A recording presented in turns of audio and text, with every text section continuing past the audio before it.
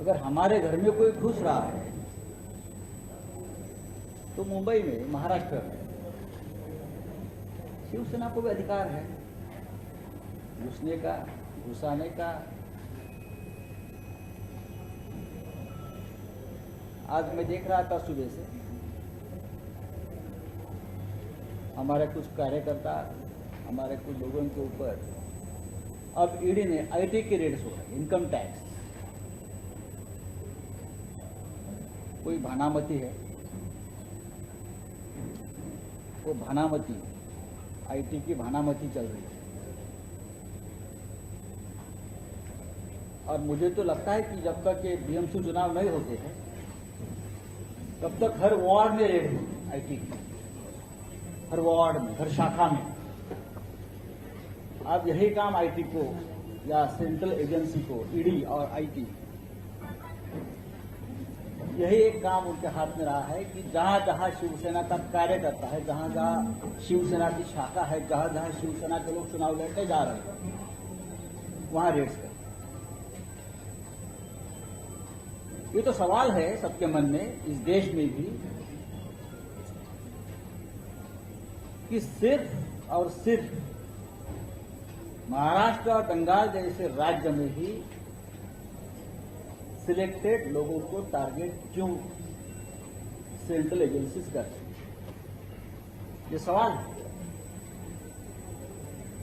ये सवाल इसलिए भी है, क्या इस देश में और राज्यों में कोई नहीं मिलता जहां सेंट्रल एजेंसी जाकर सवाल पूछे, रेड करे, देश को हिसाब किताब दे। सिर्फ शिवसेना या तृणमूल कांग्रेस? ये तो सबको मालूम है, ये सरकार गिराने की जो साजिश है, सरकार को दबाव में लाने की, शिवसेना के नेतृत्व में जो महाविकास आघाड़ी का गठबंधन हुआ है, उनकी सरकार है, उनको दबाव में लाकर ये सरकार अनस्टेबल, अस्थिर करने के लिए, सरकार गिराने की इनकी एक बहुत बड़ी साजिश है। इनकम टैक्स और ईडी को हमने अब तक 50 नाम भेजे हैं, विथ एविडेंस 50, और बार बार मैं जिक्र भी किया है मेरे प्रिय सांसद। फिर भी ईडी या इनकम टैक्स को ना उनको कोई ऐसा लगता है कि एक रिस्पॉन्सिबल मेंबर ऑफ पार्लियामेंट, एक रिस्पॉन्सिबल लीडर एक बात बोल रहा है तो उसके ऊपर कोई इंक्वायरी होनी चाहिए। ऐसा ये हमारी सेंट्रल एजेंसी को क्यों नहीं लगता? हमारे बारे में ये बोगस, ये बोगस, ये बोगस। मिस्टर किरीट सोमैया ने एक केंद्रीय मंत्री के बारे में 100 बोगस कंपनी की लिस्ट खुद दी है। आप देखिए ईडी को। कोई मिस्टर ढवंगारे है, बीजेपी के बहुत नजदीक थे, आज भी रहेंगे नागपुर के, उनके लगभग 75 कंपनी की लिस्ट बोगस मैंने खुद भेजी। क्या हो गया उसका? पूरे देश में सबसे ज्यादा ईडी की जो जांच है या रेड्स है या एक्शन है, महाराष्ट्र में हो रही है। अब तक महाराष्ट्र में महाविकास आघाड़ी के 14 प्रमुख लोगों के ऊपर एक्शन हुई है। पश्चिम वेस्ट बंगाल में 7 लोगों पर हो रही है। भारतीय जनता पार्टी के लोग जो है उनके ऊपर ना आईटी ना ईडी। क्या वो लोग मुंबई के रास्ते पर हाथ में कटोरा लेकर भीख मांग रहे हैं? इनकम और टैक्स सिर्फ हमारे पास है क्या? ये इनकम टैक्स की जो भानामती चल रही है वो भी जल्दी एक्सपोज हो जाएगी। ये भानामती कौन है जो ये सब रेट्स कंट्रोल कर रही है, उस बारे में जल्दी ही शिवसेना बड़ा खुलासा करने जा रही है। मेरी जो लगता है 15 फरवरी प्रेस कॉन्फ्रेंस हो गई थी यहां,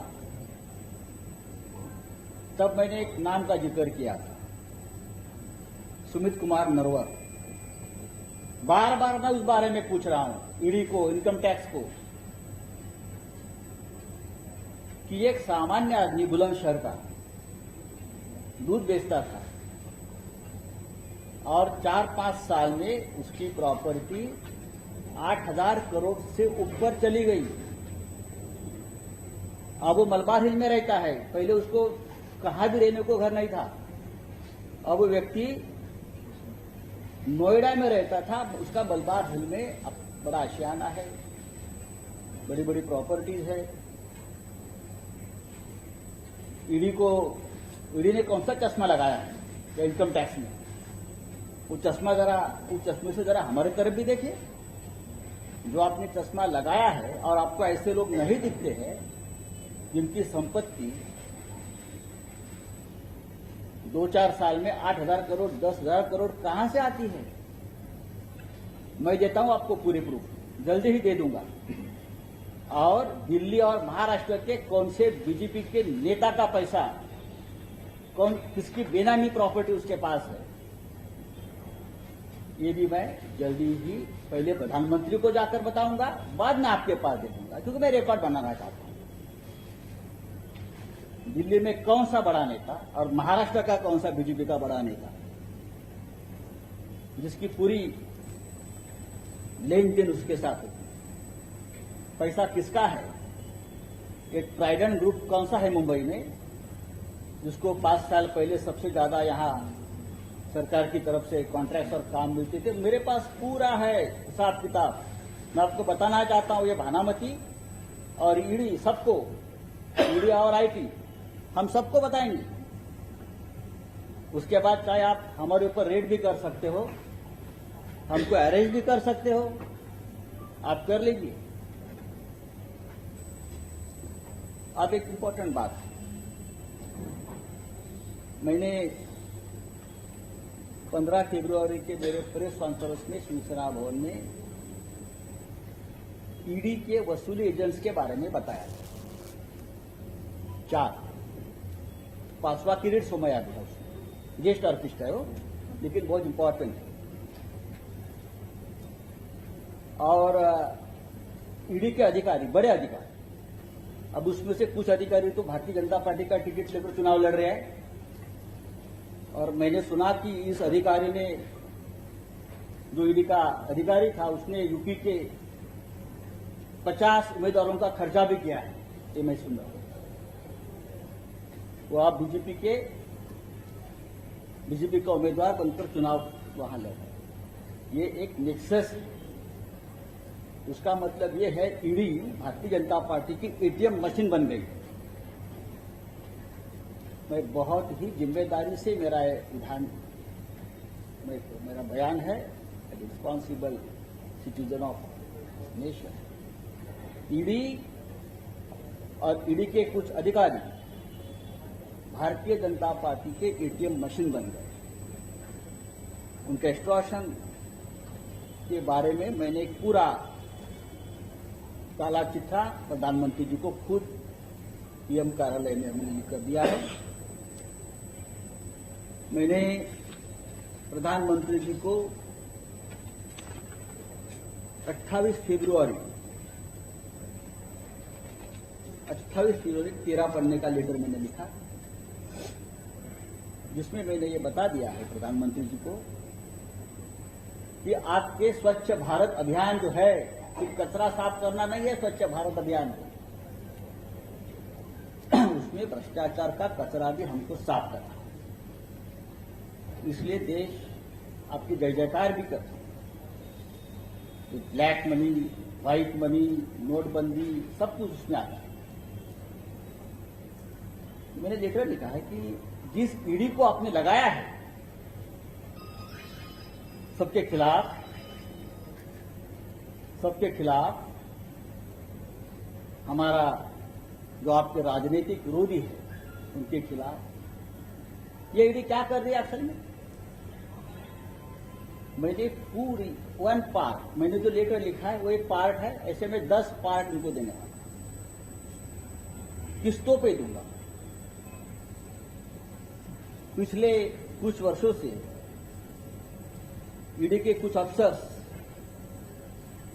और एजेंट्स, उनका एक नेटवर्क बिल्डर्स, डेवलपर्स और कारपोरेट्स कंपनी को डराने का काम वो कर रहे हैं।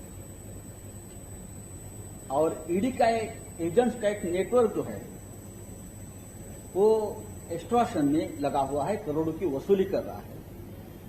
उसकी विस्तृत जानकारी मैंने प्रधानमंत्री को दी और मैं डॉक्यूमेंट्स के साथ बोल रहा हूं। आपको डॉक्यूमेंट्स शायद डिस्ट्रीब्यूट सर्कुलेट अभी किए हैं। ईडी का ऑफिसर का जो एक्सट्रैक्शन रैकेट है उसमें का जो की फैक्टर है उसका नाम है मिस्टर जितेंद्र चंद्रलाल नवलानी। और आपके जानकारी के लिए मैं उसका पैन नंबर और उसकी 7 अलग अलग कंपनियां भी मैंने आपको दे दी।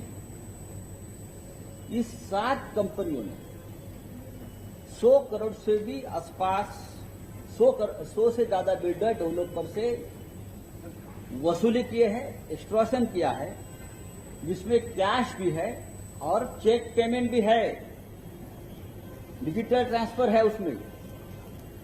जिन जिन कंपनियों की ईडी ने जांच की, जिन कंपनियों की ईडी ने जांच की है, उस कंपनी ने अपना पैसा जितेंद्र नवलानी के इस 7 कंपनी में ट्रांसफर किया है।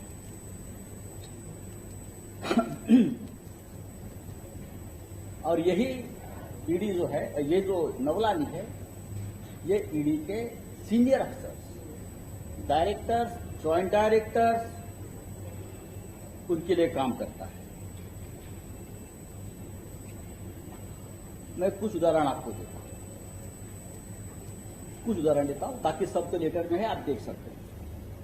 ये मेरा पहला लेटर है और जा रहा है। 2017 में ईडी ने दीवान हाउसिंग फाइनेंस कॉर्पोरेशन लिमिटेड की जांच शुरू की। अचानक जितेंद्र चंद्रलाल नवलानी और उसकी 7 कंपनियों के खातों में दीवान हाउसिंग फाइनेंस और उसकी जुड़ी कंपनी की ओर से 25 करोड़ रुपए ट्रांसफर हो गए।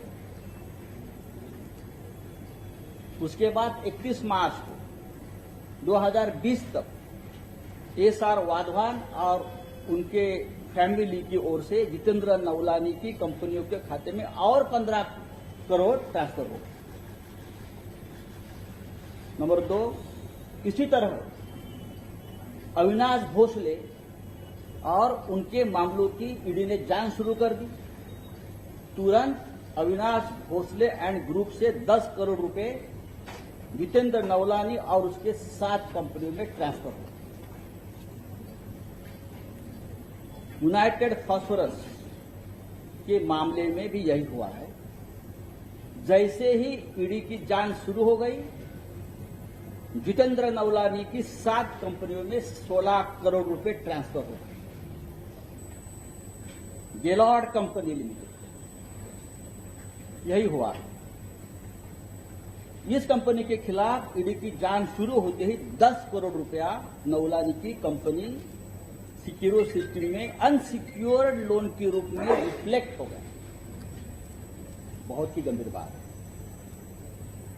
ईडी की जांच शुरू हो गई मॉन्शर fire protection system private limited की कंपनी की। तुरंत 15 करोड़ रुपया नवलानी की इसी कंपनी में ट्रांसफर हो गया।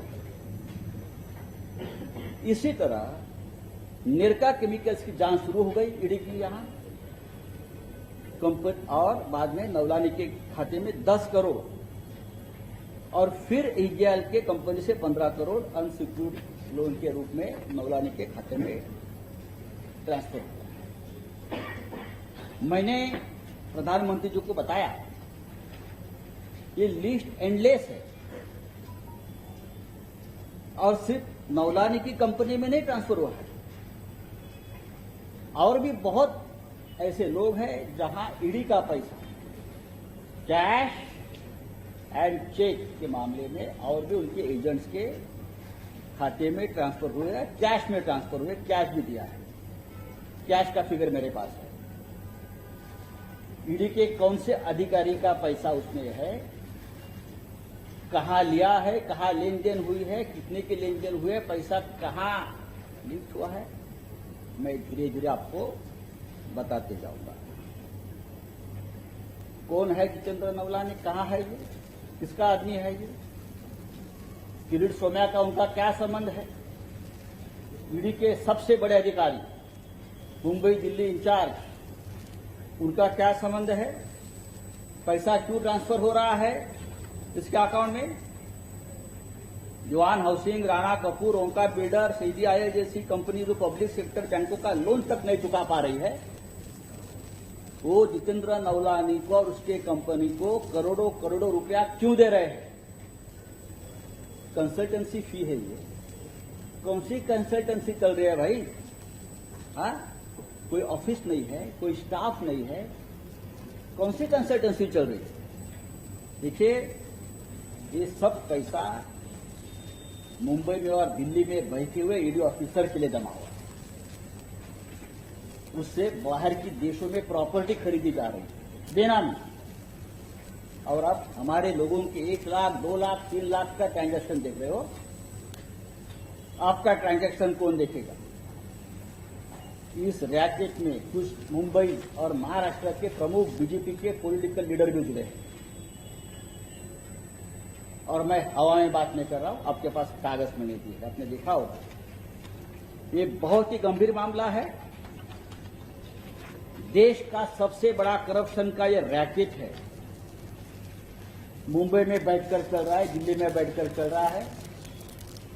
महाविकास आघाड़ी के लोगों को भी जो प्रताड़ित करने का काम है, ये इसी रैकेट का एक काम है। आज मैंने जो आपको बात बताई है, ये सिर्फ 10% है, लेकिन उस बारे में जो मैंने बताई है, उस बारे में विजिलेंस रिपोर्ट भी आया है सेंट्रल एजेंसी का। जो मैंने बताया है ना आपको, इंफॉर्मेशन जानकारी, वो भी प्रधानमंत्री के संज्ञान में है। ईडी क्या कर रही है? आज दोपहर को हमने जिस बात का मैंने जिक्र किया, Jitendra Navlani and racket with ED, उस बारे में मुंबई पुलिस ने एक एफआईआर दर्ज कर करप्शन। आम्ही हा गुन्हा, ही तक्रार आज मुंबईचे पोलीस आयुक्त, मुंबई के पुलिस कमिश्नर के पास इस करप्शन, भ्रष्टाचार, एक्सटॉर्शन, खंडनी, हमने 4 ईडी अफसर्स के खिलाफ जितेंद्र नवलानी की पूरी जानकारी के साथ हमने दिया है। आप देख सकते हो, आपको उसका भी सर्कुलेशन हो जाएगा। और मुंबई पुलिस ये एक्सटॉर्शन रैकेट की, क्रिमिनल सिंडिकेट की जांच आज से शुरू कर रही है।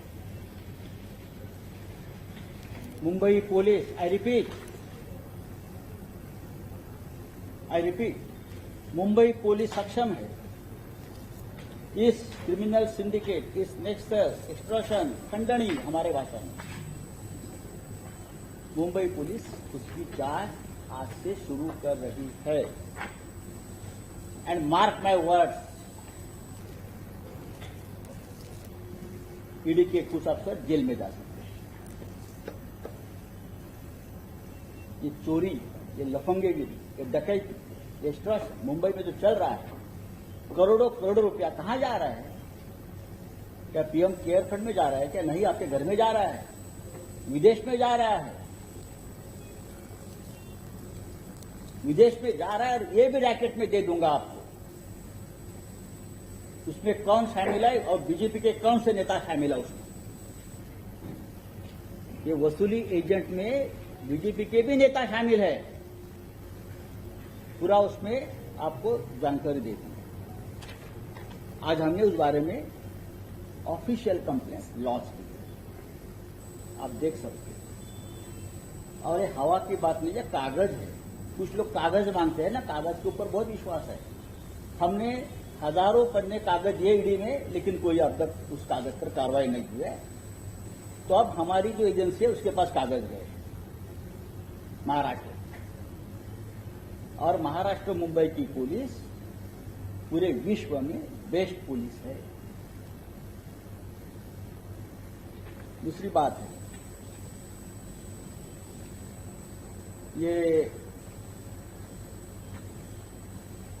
किरीट सोमैया जी है, महान महात्मा, सबके भ्रष्टाचार के मामले निकालते हैं, कागज फड़फड़ाते हैं। करने दो, उनकी हॉबी है, तो कुछ नहीं। मैंने उनके बारे में भी एक सवाल पूछा था कि आप बार बार पीएमसी बैंक घोटाला, राकेश वाधवान, एचडीआईएल, पत्राचार के भ्रष्टाचार के मामले में बोलते हो, अच्छी बात है, कोई भी हो भ्रष्टाचार के बारे में बात करनी चाहिए। लेकिन मैंने उस वक्त सवाल पूछा था 15 फरवरी को कि पीएमसी बैंक घोटाले का जो मुख्य कॉन्स्पिरेटर है एचडीआईएल के को फाउंडर मिस्टर राकेश वाधवान के साथ आपके बिजनेस रिलेशन क्या है? आप हम सबको बताते हैं ना, ये भ्रष्टाचारी, ये भ्रष्टाचारी, ये भ्रष्टाचारी। तो मेरा सवाल इतना ही था कि आपका रिलेशन क्या है। और मैंने वसई गोखीवरे की एक जमीन के बारे में भी एक मसला दिया था कि जहां आपकी उसके साथ सीधी पार्टनरशिप, उसकी जांच ईओडब्ल्यू कर रही है। मैं आपको बताता हूं कि जून जुलाई 2015 में मिस्टर किरीट सोमैया ने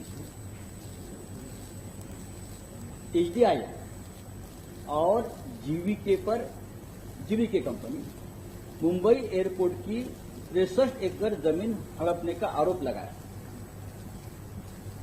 और लगातार एमएमआरडीए में लगातार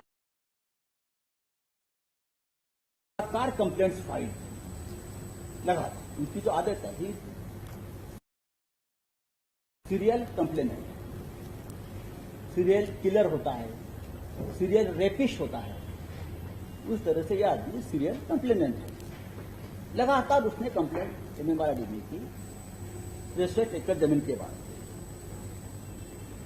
और अक्टूबर 2015 में यही सोमैया ने फिर से एमएमआरडी को लेटर लिखकर आरोप लगाया कि एचडीआईएल को 1 crore square feet commercial land gift की गई है, जिसकी मार्केट वैल्यू 5000 करोड़ है। इसलिए घोटाले का स्पेशल इन्वेस्टिगेशन होना चाहिए और ये दोनों कंपनी को ब्लैकलिस्ट करना चाहिए। ये किरीट सोमैया की मांग है, लेकर मेरे पास आपको सर्कुलेट किया। सोमैया यहां पर नहीं रुके, 1 साल तक वो लगातार सीरियल कंप्लेंट, लगातार एमएमआरडी को कंप्लेंट करते रहे और 2015 से 2016 तक बार बार सोमैया इस घोटाले की जांच की मांग करते रहे। अब इंटरेस्टिंग बात यह है कि सोमैया के लिखे किसी भी लेटर में ये मेंशन नहीं है कि उन्होंने ये सोकॉल्ड घोटाले की पुलिस या सेंट्रल गवर्नमेंट से कोई शिकायत की। मामला सेंट्रल का है, वो वहां भी कर सकते, लेकिन मेरे पास कोई जानकारी नहीं है। उनके कागज जो मेरे पास है उसमें किसी भी सेंट्रल एजेंसी को उसकी कंप्लेंट नहीं है। और उस वक्त तो सिटिंग एमपी थे, अगर वो चाहे तो लोकसभा में मुद्दा उठा सकते थे, लेकिन मुझे दिखाने में रिकॉर्ड ढूंढ रहा था कि लोकसभा में भी ये मुद्दा मिस्टर सोमैया ने नहीं उठाया। उससे उलट 2016 में सोमैया ने अचानक एमएमआरडीए को कंप्लेंट करना ही बंद कर दिया। और दूसरी तरफ 1 दिसंबर 2016 को सोमैया के बेटे नील सोमैया को अचानक निकॉन इंफ्रा एलएलपी में पार्टनर बनाया। कंप्लेंट बंद, नील किरीट सोमैया निकॉन इंफ्रा का पार्टनर बन गया। 27 जुलाई को निकॉन इंफ्रा ने वसई में जमीन के 5168 स्क्वायर मीटर एफएसआई के डेवलपमेंट के राइट लिए। कहा किससे लिया है? ये एचडीआईएल के फाउंडर चेयरमैन और पीएमसी बैंक घोटाले के आरोपी राकेश वाधवान से। उनका जो फ्रंट मैन है लधानी, जिसके साथ अब मिस्टर सोमैया के पुत्र पार्टनर बन गए। तब तक को पीएमसी बैंक घोटाले का आरोपी था। बाद में वसई में ही Sai rhythm realtors private limited के ओनरशिप की 14,420 स्क्वायर मीटर जमीन पर निकॉन इंफ्रा एलएलपी की 2 बिल्डिंगें बनाने के डेवलपमेंट राइट्स भी मिल गए। वो भी जमीन ओरिजिनली राकेश वाधवान की है, उसके भी राइट और एग्रीमेंट ये कंपनी से हो गए, जिसमें mister Neil Kirit Somaiya one of the partner. अगर साई रिदम की इस जमीन का मालिकाना हक राकेश कुमार वाधवान का था और पैसा किसी और कंपनी को ट्रांसफर किया गया है, ऐसा क्यों किया? एक रैकेट है और उसमें मैं पहले से बोल रहा हूं, राकेश वाधवान को पीएमसी बैंक घोटाले में ब्लैकमेल करके जमीन दी और बाद में कंप्लेंट्स बंद है। पूरा यह व्यवहार सस्पिशियस ट्रांजैक्शन है।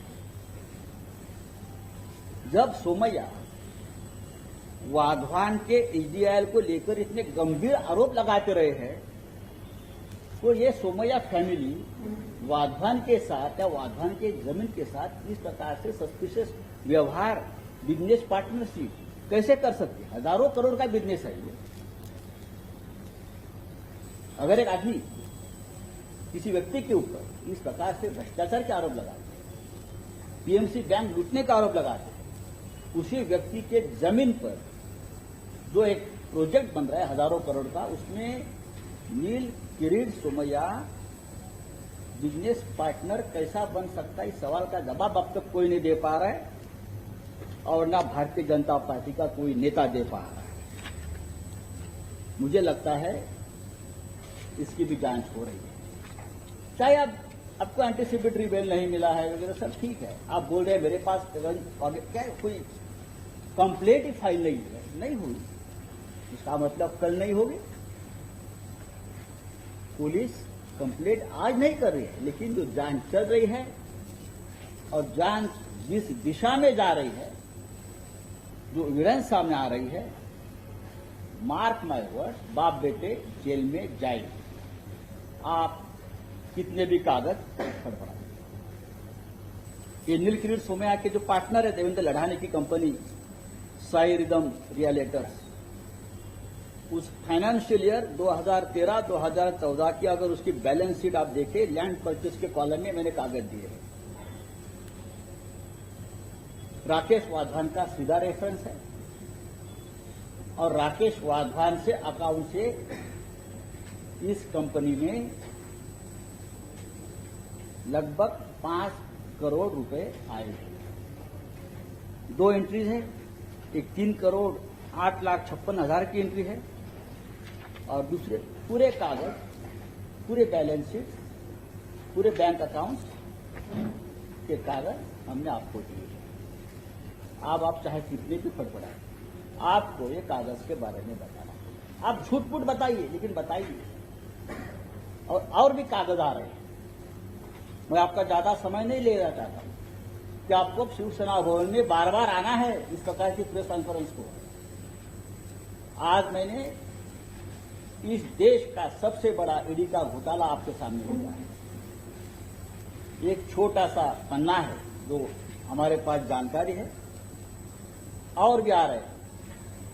और अगले मेरे प्रेस कॉन्फ्रेंस में मैं अधिकारियों के नाम लेकर बताने वाला हूं, किसको क्या मिला है, किसने किससे एक्सट्रॉशन किया है, और जो पॉलिटिकल सिंडिकेट चल रहा है ना हमारे खिलाफ, उसका सूत्रधार कौन है, सब कुछ बताऊंगा।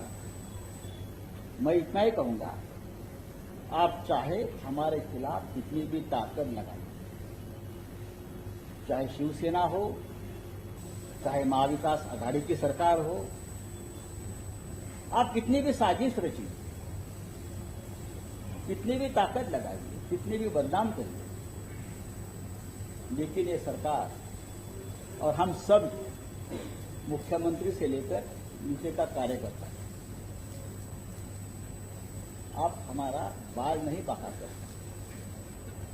ये सरकार रहेगी, महाविकास आघाड़ी रहेगी और चाहे मुंबई महानगर पालिका को सामने रखकर अगर आप हमारे लोगों के ऊपर एक्शन ले रहे हो, झूठे एक्शन, तो ये आपके ऊपर बुमरांग होने वाला है। मुंबई महानगर पालिका में आपके लोग क्या कर रहे हैं पिछले दिन तक, किसको कितना हिस्सा मिला है आपके लोगों को, आपने कैसे एक्सप्लोशन किया है मुंबई महानगर पालिका से, ये भी हम भानामती जो है ना आईटी भानामती डिपार्टमेंट को हम भेज रहे हैं। हम देखेंगे आप उनके ऊपर कैसे रेस करते हैं। लेकिन आज की ताजा खबर यही है कि कंप्लेनेंट अरविंद जगन्नाथ भोसले, उसने मेरे कागज के ऊपर जो मैंने आपको दिए मुंबई पुलिस के पास कंप्लेंट फाइल किया है और उसकी जांच हो रही है और जांच एक अंजाम तक पहुंचेगी। और मैंने कुछ दिन पहले कहा था ईडी के 3 अधिकारी जहां इंतबार है। धन्यवाद, जय हिंद।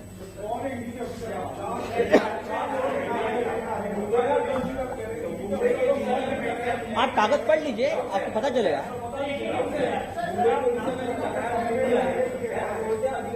बघा, हा तपासाचा भाग असतो, लक्षात घ्या। This is the matter of investigation. ये इन्वेस्टिगेशन है। मुंबई पुलिस उसकी पूरी नीचे तक जाकर जांच करे। मुंबई पुलिस को भी किसी को भी समन्स कर बुलाने का पूरा अधिकार है। ऐसे मामले में अगर आपको अधिकार है हमको उठा, हमें भी अधिकार। अगर आपको अधिकार है सेंट्रल एजेंसी को, समझ लीजिए वो अधिकार स्टेट सरकार को भी होता है और वो अधिकार क्या होता है वो भी आपको पता चलेगा। पहला सवाल ये, तो आपने जो डॉक्यूमेंट दिए उसमें 1:52 का डॉक्टर जो अरविंद जी के नाम से है, तो क्लैरिटी दिए। नहीं, मैं क्लॅरिटी वगैरे नहीं, मैंने कागज दिया है। आपका हर सवाल का जवाब मैं नाही दे दूंगा। ज्यांची नावं आपण त्याच्यात उल्लेख केलेला आहे, इतर नावं आहेत आणि 58 कोटी रुपयाचं ट्रान्झॅक्शन आपण दाखवलं, ते चेकच आहे। चेकचं, तर त्या लोकांची तक्रारही नोंद करणार आहात त्या मी लोकांनी? बघा, तुम्हाला एक कळलं पाहिजे की आता हा विषय गेलेला आहे मुंबई पोलिसांकडे। हे प्रश्न मुंबई पोलिसांची हे उत्तर देऊ शकतील, तक्रारदार नाही, आम्ही नाही। तपास कोणत्या दिशेनं जाईल, तपासासाठी कोणाला बोलवलं जाईल हे मुंबई पोलीस ठरवतील। आम्ही क्या भारतीय जनता पक्षाचे लोक आहोत का? आता ह्याला बोलवणार, आता त्याला बोलवणार, अब उसको उठाएंगे, अब उसको सुलाएंगे, ये हमारा काम नहीं है, ये हमारा काम नहीं है। We are law makers. हम हमारा जो ठाकरे सरकार है कानून से काम करती है, तो कानून से ही काम होगा। जिसको बजाना है वो कानून से बजेगा।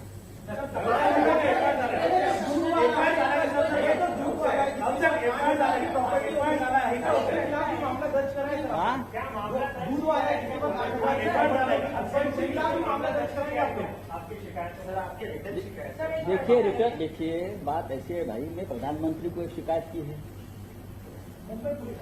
आप मुंबई पुलिस के पास आज दोपहर को ऑफिसर हमारी कंप्लेंट हो गई है। अब मेरी जानकारी है कि जांच की शुरुआत हो रही है। Thank you very much.